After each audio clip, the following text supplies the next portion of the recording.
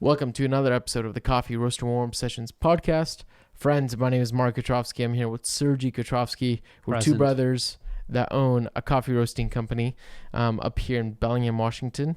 Welcome to the podcast. We're over 100 episodes in, and like we always do, pour some batch. Let's pour some batchy. We have something tasty brewed up here, and we'll share what we think about this coffee. Or this brew, if it's tasty or not. Or both, always both. Yeah. Oh, the aromas are nice. Actually, right off the smells, I'm getting black tea, like Earl Grey. It's much different than the cupping. Not, of course, not the same clarity that we had on the cupping. Yeah.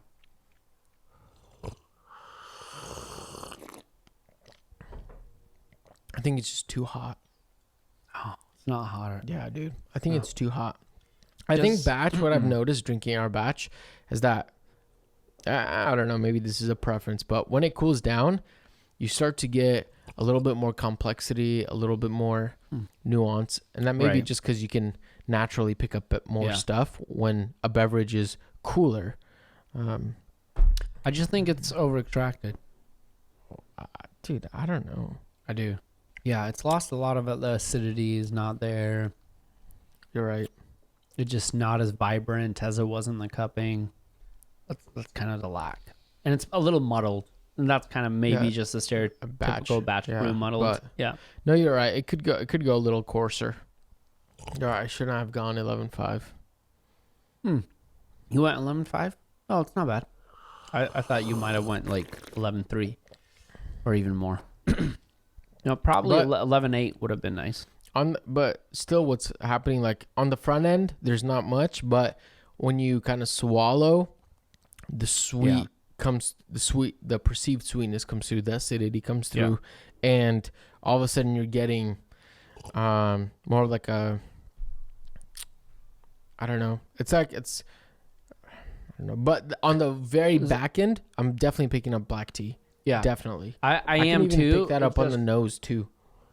Yeah, it's not as bergamonty or like you were talking about Earl Grey, like where that like bergamot. And for me, a lot of the times those flavors catch on the end of floral stuff. Mm-hmm. I'm not getting that. I'm also like trying very hard not to compare to the clarity of the black tea or very black tea, like English breakfast. Or Ceylon black tea, like very traditional black tea.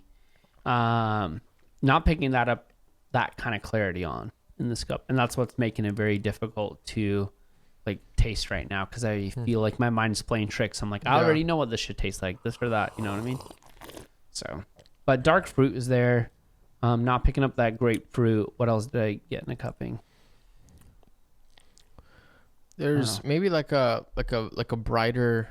There's dark fruit, but then there's also like a brighter stone fruit of some kind. Not exactly cherry either. I don't know. Nectarine. I don't know. Not plum. No. Maybe slight orange. I don't know. That's fun. What's on the notes? Flavor notes got nectarine. Yep. There we go. I forgot about that. Grapefruit. There. That's what I had in the cupping. Green apple, black tea. I think in my cupping notes, I had gooseberry. And, right? It was like this tart grape. So similar to green apple, but I just didn't pick it up as green apple. Yeah. But nectarine, that's what I was tasting right now. Yeah. You know, if somebody served me this, I would be very pleased. I'll say that. And not only would I be very pleased, I also would never guess that this is a Rwandan coffee. A washed Rwandan coffee. And this comes to us from Gardelli out in where are they at? Europe somewhere. Anyways, we've been dying to get our hands on some Gardelli, and the time has finally come. We cupped it. I was just in Los Angeles, went and visited Play Coffee, Dayglow Coffee. I mean, we can save this for another day, but the LA scene was very Nordic, very Nordic. A lot of shops were serving April, Apollo's Gold, Gardelli, lots of Coffee Collective as well, which I was pumped about. Tim Windelbow. I mean, that heavy hitters. Yeah. Heaters. Say? I didn't see, I actually was surprised. I didn't see that much Say. Manhattan? I definitely saw Manhattan. Manhattan everywhere. Sick. So it was phenomenal. It was just pure indulgence out there. So I picked up a bag of some of this Gardelli because we've been wanting to drink some, and I also picked up a bag of Apollo's Gold, and which is a very hyped roaster out of Japan. Yeah, I'm not sure. I see them on Instagram, but I have no idea. I think it's one of the Asian countries. So lots of fun stuff to drink, to enjoy, to learn from. Yeah. But solid coffee. Yeah. I'm not mad. Yeah, I would say, judging from your Instagram posts, I was quite surprised with LA's coffee scene, because I think before your trip, I didn't really know much what was going on apart from Go Get 'Em. Yeah, but it looked cool. You also got to meet Nicely, which was super cool. Oh yeah, wow, yeah. That was world class. Got to meet the owner of Play as well, which is hella cool. So yeah, lots of it was just overall great experience. How's the weather? Was it toasty out there? It was okay. It was chill. Yeah, it was nice, comfortably warm with a little heat. Like 80s? Maybe mid to high 70s. Oh, that's nice. Yeah. So, I guess with those temps, when you're walking around the streets, many folks drinking the iced coffee. Yes, iced coffee for sure. How'd you like that segue? That was very excellent. That was clean. I did not see that coming. Yes. And actually, the first day that I was there, I had that same day, maybe I was 5 coffees deep, four coffees deep with limited food. Again, the worst thing that I could possibly do. Was not feeling good. But actually we hit up another cafe down there. This was in Venice Beach. I was hanging out with Josh, and we went and visited a cafe, and I ordered an espresso tonic.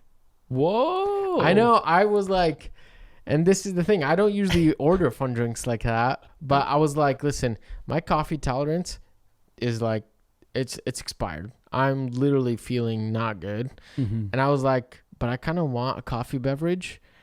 And I'm weird in the sense of, I don't know, maybe other people resonate with this, but sometimes when you drink like a sweetened or like an interesting specialty drink, for some reason, like your body may not react. I don't know. There's got to be something on your tongue receptors that when your caffeine level is already high, your body can sense like coffee in your mouth and is like, don't do this. Brains, dude. Yeah. Brains are weird. And so anyways, that being said, I just got like a fun drink, espresso tonic, iced. So got to enjoy that. It was fun. Iced coffees. Yes. That's what we're going to dive into today. Espresso tonics are, I think when it comes to iced beverages, stuff like espresso tonics or seltzers, I mean, have you even done like a iced sparkling Americano, not a tonic? No. I mean, I see that happening on and off now too. I personally don't like it, but those are coming around. Iced lattes. I think you were one of the folks that was like, man, if I have to go to one of these bigger coffee companies that we shall not name, like I probably won't get a hot coffee. I'll probably get like an iced latte. And there's many reasons for that too. So I mean, I've done, this past month has been crazy. Lots of traveling, lots of planes. We just bought tickets literally today to Indonesia. So folks, it's happening in literally 2 weeks. Yep. This is crazy. surreal. But yeah, like airport stuff, Right. airport coffee sometimes is not the best, so either if it's like a decent roaster, like even if you find like some Stumptown somewhere, like a medium roast, I get it, you guys chill, okay. You might find something decent, like at least it's got like nice body. Yeah. If it's decently extracted, it's got decent sweetness. Yeah. But other than that, if you can't find it, I think actually an iced latte, add a little extra ice to make sure it's not super watered down, but just something about an iced latte. I don't know if I'm the only one, but it just hits sometimes, like especially when you want like a cold, just a refresher. When you want like a cold refresher. Yeah. I don't even consider this coffee. Listen, I'm just like, I want a cold refresher. Oh, it happens to have like the flavor of coffee. Yeah. It slaps. Listen, that's all I'm trying to say. For sure. So, and I think even with that, it's man, I had this other thought that I just totally blanked about. Yes, I think the refreshing part is like super dope, and then just the nature and the flavor of coffee is comforting, especially for us like working with coffee all the time. It's comforting. I had a coffee slushy the other day. Yeah. Hammerhead's new spot. Fun. Yeah. I didn't drink it for the coffee. I drank it for the beverage. Yeah, and I think sometimes you have to parse the two differences. Like, what am I consuming this for? Is this am I consuming this as coffee for coffee because like what we do is work in coffee and we taste coffee sometimes differently, or am I just consuming this as a beverage with the ingredient of coffee? Yes, for sure. I think that's what makes some of those specialty drinks enticing, to a certain extent. Yeah. You're not expecting to pick up all the flavor notes of the coffee when it's thrown in a coffee mocktail or whatever, or some kind of beverage. I was gonna say something, but anyways, it just flew out of my mind. But I think also, with that said, it may not be super popular where we are because we live, especially in the Pacific Northwest. But I see the common trend of like iced filters or iced pour overs in other spaces. In Florida, it was fairly popular at social grounds. We even had, do you remember this little apparatus? I think I made you one where it's like a cube. It's made for chilling wine. And we would make a pour over, put it in this container, and then the cube would flash cool it without diluting it. It was these like tubes of ice. So you'd make a iced or cold pour over without dilution. You could still top it off with ice to keep it cool, but it would dilute way less. Those went off at social grounds. Like I was crushing those on filter all the time. And that's also because one, temp, right? Then I know Justin Chow, he mentioned it to us before that in Asia, when he was in Korea the other time, like iced filters were like also a big deal, was common. Which makes sense. I mean, I think we've talked about this before, but like culture plays a big part. Yeah. And if you're living in a place that's extremely hot, like that's going to build, like we are humans, we're going to adapt to our environment. And that's fine. And I think this is what I was going to say before is that I love, whether that's an iced latte, something like interesting that's kind of cold, refreshing. I love that for what it is. Right. But I'm not drinking that to get the most nuanced, the most, bean flavor out of my cup. That's not why I'm drinking those things. And if I want the bean flavor, I'm just going to order a filter or espresso, little cappuccino or something like that. And I think that's something that is important to highlight going into this conversation is that there are pros and cons to this, but I think also the fact that like we oftentimes look down on iced coffee a lot because of some of the cons that come with it, the drawbacks. Right. I think there's stuff that we can do to make it a little better than what we think. Yeah.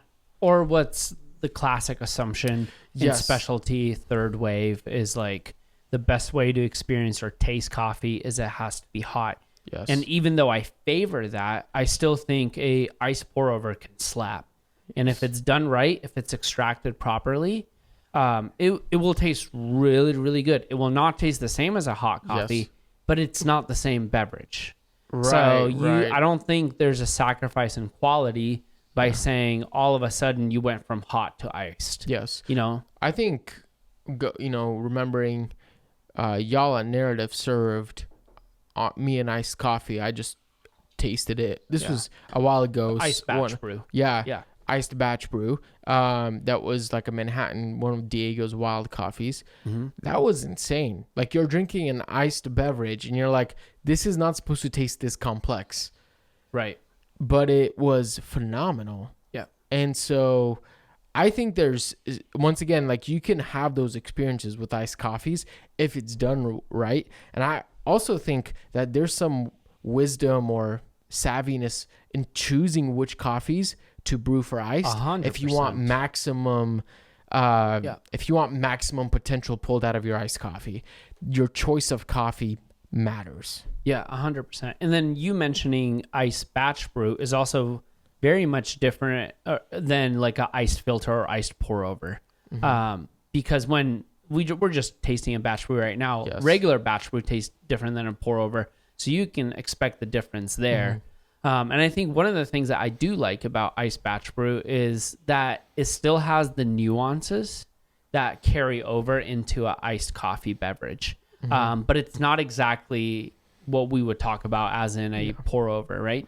Yeah. And then from a cafe standpoint, serving a iced coffee is absolutely like it's genius, because I feel like you have the best of both worlds. You can still reveal the coffee properly the way it deserves to be revealed, and then you can also make it in higher quantities.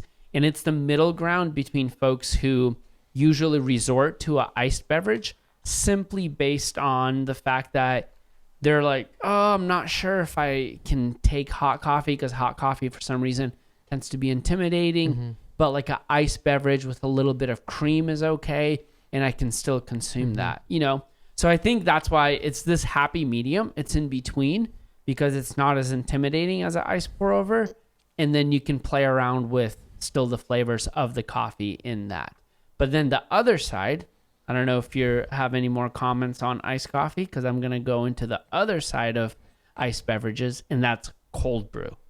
That to me is also a whole nother ball game. Yes, and I think, I've said it before and I'll say it again.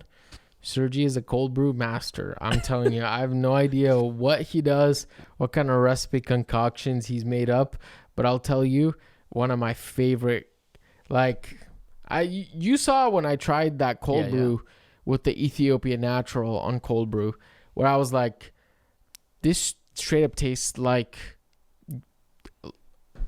it's like lots of fruit, and it's a cold brew. That's insane. I was like, I literally told you, like, if this is what you're making, like, make me a 5-gallon batch. I'll keep it in the fridge. And honestly, on my way out, because I usually brew coffee at the office, but on my way out, just pour myself like a little, a little taster for the road. Why not? And it actually tasted like, not like anything I've tasted before with cold brew, and the biggest thing that intrigued me is that it had flavor. You could pick out the flavor notes. It had complexity. It had nuance. It was smooth. It was enjoyable, refreshing. Of course, once again, it's not the same as a filter coffee, right? But man, you listening might be missing out on a lot of potential by just downgrading and not even thinking about that cold brew can even taste that great. So yeah, because I feel like cold brew has taken the back seat in specialty coffee, where we've kind of ignored it. We've kind of just stuck to the norm of saying, cold brew coffees are usually darker in flavor, just big bodied and dull. Yeah. And we've just forgot about it. Yeah. And again, I'm speaking in very broad terms. Like, I'm not trying to be specific. Like, you don't have to have cold brew. You don't have to serve cold brew. You don't have to just have iced coffee or just iced pour overs. I think broadly speaking, I think those are 3 different beverages that have a place. Yes. So when it comes to cold brew, I've brewed a lot of it. We've gotten into the nitty gritty where we created special water to make sure that we get more out of the coffee, because understanding how cold brew brews is so different than how, a flash brew or a ice batch drip, like there's it's a different way of extraction. So you have to make changes in your preparations and your brewing methods to get results, the ones that you're talking about, right? And because of the difficulty, I think if you really want to get the max out of it, and yes, once again, the potential is not as high as a filter coffee. Yeah. But to get the most maximum, you literally have to play every card in the game that you know of. Yeah. Whether that's using the right water, whether that's, which I'll ask you shortly, like maybe it's changing up the process, the pouring, the whatever it is. Maybe it's brewing it in different environments or, choosing coffee specifically for that. I remember I still remember the Ethiopia natural that we had from Tedeschi Yonka, the Ethiopia. It was like the flavor note on it was grappa, which is the liquor. It's like very alcoholic. And man, did that come through in the flavor. It was but once again, it was very light and airy and a much different cold brew experience. So you really have to kind of play every card in the game that you know of. Give us a little bit of a snippet, like what would you say people should experiment with when considering cold brew, and maybe somebody's like, hey, like what can I do to potentially get a better experience? Yeah, this will be a shocker. Grind size is not the most important thing when brewing cold brew. I'll just leave that there. On every other, I'm going to say there are parameters. You still don't want to use filter, or you don't want to use espresso size grind size to brew cold brew. Let's just give that. But it's not as nuanced as when we're talking about filter coffee or even batch brew. The effects are way less experimental or experienced in cold brew. So I want you to take that and kind of put it on the shelf and be like, okay, grind size is not the most important thing. So what are we playing with here? And I think because a lot of the times cold brew is brewed in much bigger batches, like we work with minimum of 4 pounds of coffee to even bigger batches, we're trying to figure out how to increase extraction by making the coffee the most soluble, because you're not going to use agitation throughout the brewing process to extract the coffee. It's going to sit there. It's going to be basically like a big old tea bag extracting. So what can you do in the prep to create more extraction by simply either stirring? Like you'll see I'll pour anywhere from 8 liters at a time and then stir with a big spoon. Like I really want to stir it up. And then the biggest one in the very beginning is how do you prepare the brew is the biggest part in the very beginning is how you prepare the coffee by blooming it. So I will bloom with specific temperature, not hot. I'm not blooming the coffee with 212 degrees or right off a boil. I literally found a margin where the coffee just has enough acidity and it still holds to the nature of what people expect for a cold brew, but you're able to create some saturation in the coffee so that when you pour cold water, it's still continually extracting. What's a ballpark for people? I would start playing in the 150 degree temp. Give or take 15 degrees. Give or take. Yep. Beautiful. In that area. So that's an easy starting point. And then I kind of adjust that to flavor. Cool. Yep. So once you nail all those things, once you nail like a routine of how much agitation you add, and then time is another thing. People say, 12 hours to 24 hours. I found almost significantly no change in flavor after 12 hours. It's just very diminishing return, because you got to think of it also as a cupping. What happens is coffee just stops extracting at one point because your water and coffee have reached equilibrium. So you're not adding fresh solvent in there, so it's not going to extract technically more. Could there be some bitterness that comes out of that? Yeah, there still could. And that's where I would say, okay, so after you've done all that, then you can tweak grind size. Okay. We also... we brew for 12 hours. Yeah, we brew it for 12, which is considered on the lower end. Because what did y'all do at Woods back in the day? Oh, I don't know. We used a massive contraption. Right. I don't know. I think maybe 24. I don't know. Yeah. But yeah, it was unreal. Yeah. So I think, with all of that said, I would say adjust grind size probably last.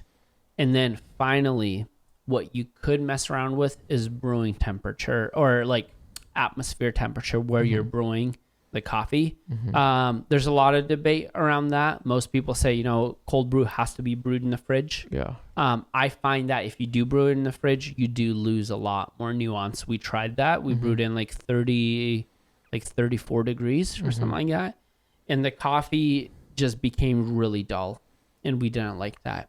So we brew it in under 70 degrees. Yeah. And that's another reason why we don't brew over 24 hours is because we want to make sure that no bad bacteria builds up. And bacteria will start building up after 18 hours. So we won't do that. So we brew under, and then if we need to refrigerate it, we just refrigerate it instantly. Yeah, that's fair. As we wrap this up, what do you think? What if you could drink one iced beverage for the rest of your life? You only have one option. You only have one iced coffee beverage to drink for the rest of your life. What would it be? Easy. I made that beverage for Makeworth. Was my last beverage I made there. It was a coffee Palmer, like a T. Arnold Palmer. With a syrup I made from canned peaches, and I gave it the famous name of Bieber's Peaches. It was one of my favorite creations of all time. Garnished with a little mint and a slice of peach floating. It was unreal. Like, it had everything. It had acidity, it had sweetness, it had fruit, it had slight complexity to the flavor. And to be honest, I had the most fun creating beverages with cold brew. It's not my best skill in working in coffee is creating beverages. Like, I have a lot of creativity, but sometimes it doesn't all work together. Like, I try to make something with strawberry syrup and have failed every single time. It just doesn't work. Yeah. But then like that one, that's my favorite one. And also is Bieber's Peaches. Like, how can you not like that? That's like freaking insane. That was a genius name. Good marketing technique. I'm just giving myself a win here, like a pat on the back on everything. I would drink that all day over iced latte, over iced coffee, over anything, because that's how I like my iced beverages. That's fair. It's a beverage. Yeah. What I would do is I would take that and I would even can it. I would put that in a can. It would just be tasty. Yeah, canning is a whole other world. Which, to be honest, I haven't tried too many canned coffee beverages. The ones I have tried, I wasn't very pleased with. I've yet to try Snoop's. Yes. The Snoop Dogg can. I that's high on my bucket list. I don't know where I can get my hands on it, but friends, if somebody has access to it, I'll literally pay you to ship it to me, please.